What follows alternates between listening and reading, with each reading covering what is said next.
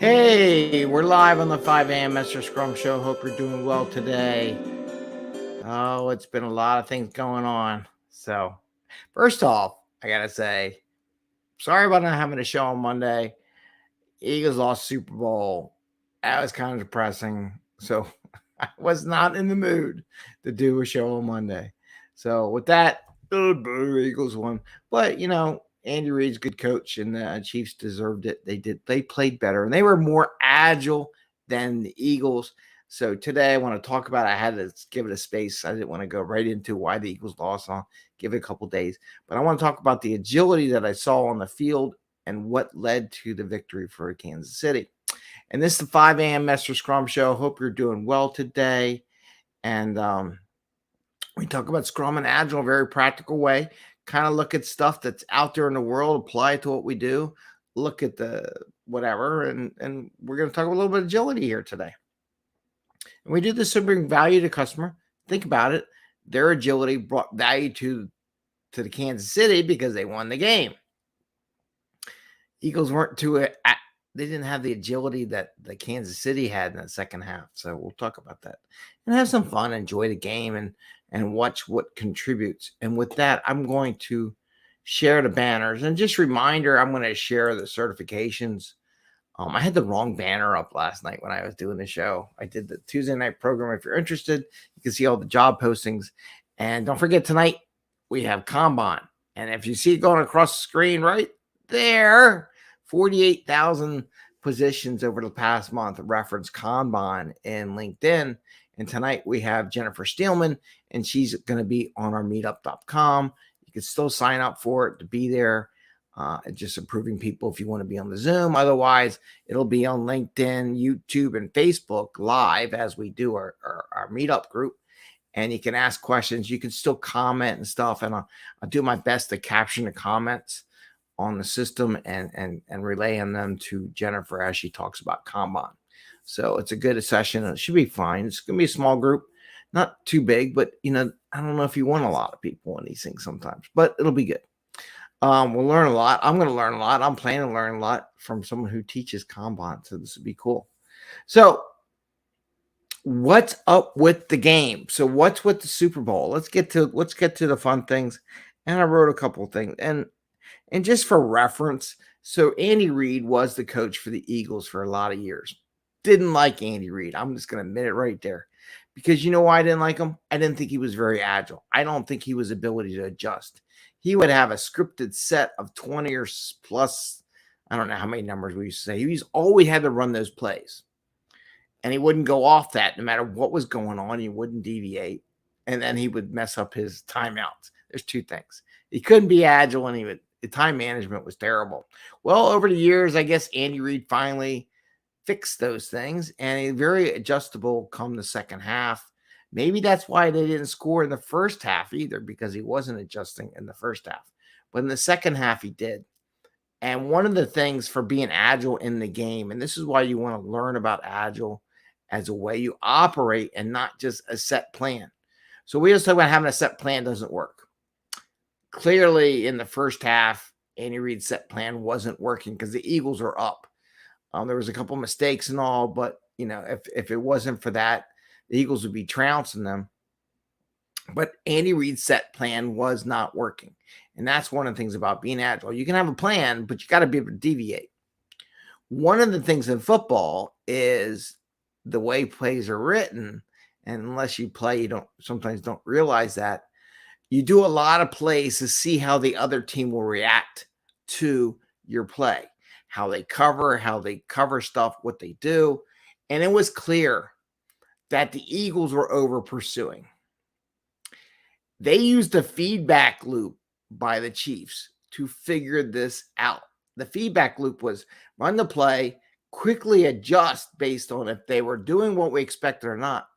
And they ran 2 consecutive plays in a row because the Eagles were over pursuing, and they picked up on it and ran it. And why they over pursued one way, the receiver went the other way, and he was wide open for a touchdown twice in a row, like within 15 minutes. It was really sad. The Eagles defense was not agile enough to adjust to see that their teams were over pursuing and they weren't looking for those feedback loops or something. He wasn't paying attention to what was going on, that his players were way over pursuing, way overdoing, and then leaving a whole area of the field empty, right? And so that coach was not being agile. So somehow, after all these years, Andy Reid finally became more agile in his play calling, was able to adjust to what he was seeing, experiencing. And that's why in sprints and agile, the reason why we don't want to estimate so far in advance, because you don't know what's coming. You can make a plan, right? But you have to be adjustable. So the whole idea of being adjustable in our sprint planning or quarterly planning, if you did safe, is that things will happen that will bring you more value, right? Listen where I'm going here. So you may think certain functionality will have value, right? Certain things that have value. But as you're doing it, you may get a feedback loop from the customer said they really liked this. And that is what's bringing value to the organization. And that's what you really want to finish first and get out to the customer. The same idea that during the Super Bowl, Andy Reid saw, he may have had a scripted play, but he realized that the other team was over adjusting to the play and over pursuing and left a big hole. He was able to say, whoa, wait a minute. They're way over adjusting. They're way over pursuing. We need to adjust our play and call this play and take advantage of what they were reacting to. Because I know he saw it in the beginning of the game. Problem is, our coaches didn't analyze how their players were over adjusting and say, stop it. It didn't say it, stop it in time. And I was really surprised after the first one that did it, he didn't have a sit down with his players to explain why it happened, because they did the exact same thing to the other side of the field, which was pitiful. So, but anyway, but that's the agility. That's why we don't plan everything out, because you never know when something's going to come out that's going to provide more value than you originally thought. And you need to adjust for that value because it's a game winner. It's a game changer. So his adjustments was a game. And that's why we don't try to plan everything and get crazy if the plan doesn't work, because something will come around. Now, you shouldn't change your plan if the thing coming around ain't worth squat, right? It's a dumb, like, let's run the quarterback 50 times. Well, it doesn't, is that setting up another play? Like, you can fake it, hand it off, do some derivation of it that's going to get that value? Those are the questions.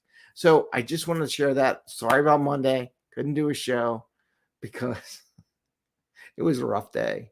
But really frustrating is that Andy Reid, after all those years of coaching the Eagles, finally became agile in the Super Bowl. Couldn't do it while he was coaching here in Philadelphia, but he sure did it in Kansas City. So I give him props. It took him long enough. Sounds like a lot of teams I coach where all the time I'm trying to say, hey, this is how you got to do this. Here's how you got to do the agile. And they wait till the very end to become agile. It's like, you finally get it. So I wanted to share that with you. I hope you have a good day. Don't miss out on our meetup tonight. Should be good. I already put the meetup for next month, which will be on being neutral and facilitating and having a neutral stance, the benefits, something like that. It'll be pretty good. We'll practice neutrality during that meetup next month on March 15th. But tonight we have Kanban. And as you can see on here, 48,000 job postings that involve Kanban. So no matter who you are, you should listen to this presentation. And we're going to do a little exercise and stuff like that. And it should be pretty good. So with that, I want to say have a great day. Happy scrumming.